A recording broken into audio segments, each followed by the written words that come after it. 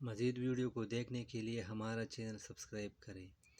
آج کی اس ویڈیو میں ہم پڑھیں گے اسم علم کی اقسام کے بارے میں۔ اسم علم کے بارے میں ہم نے پچھلی ویڈیو میں پڑھا تھا۔ آج کی اس ویڈیو میں ہم اسم علم کی اقسام کے بارے میں پڑھیں گے۔ اسم علم کی 5 قسمیں ہیں۔ اس میں پہلے نمبر پر ہے خطاب، وہ نام جو کسی شخص کو حکومت کی طرف سے عزت افزائی کے لیے دیا جاتا ہے اور پھر اسی نام سے مشہور ہو جاتا ہے، اسے خطاب کہتے ہیں۔ وہ نام جو کسی شخص کو حکومت کی طرف سے عزت افزائی کے لیے دیا جاتا ہے اور پھر اسی نام سے مشہور ہو جاتے ہے، اسے خطاب کہتے ہیں۔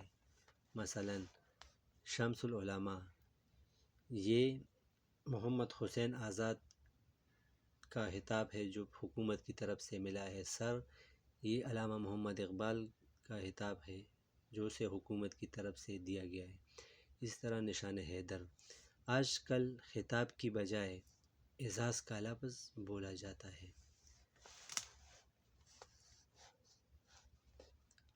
دوسرا نمبر پر ہے لقب۔ لقب وہ نام ہے جو کسی خاص صفت کی وجہ سے لوگوں میں مشہور ہو جائے۔ یہ نام لوگوں کی طرف سے مل جاتے ہیں۔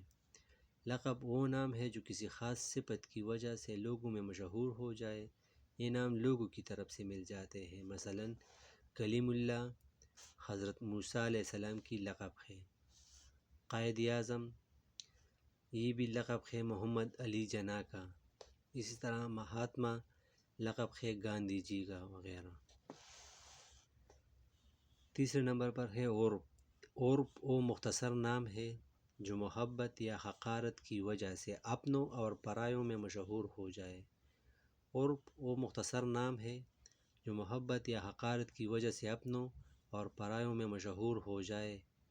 مثلا موٹو، لمبو، وکی، پپو وغیرہ۔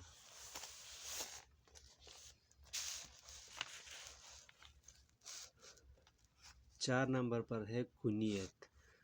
کنیت کسی شخص کا وہ نام ہے جو باپ یا ماں یا بیٹے کی نسبت سے رکھا جاتا ہے اور پھر اسی نام سے مشہور ہو جاتا ہے۔ پھر سے سنیں، کنیت کسی شخص کا وہ نام ہے جو باپ یا ماں یا بیٹے کی نسبت سے رکھا جاتا ہے اور پھر اسی نام سے مشہور ہو جاتا ہے۔ مثلا ابن مریم حضرت عیسیٰ علیہ السلام کی کنیت ہے۔ ابو قاسم حضرت محمد صلی اللہ علیہ وآلہ وسلم کی کنیت ہے۔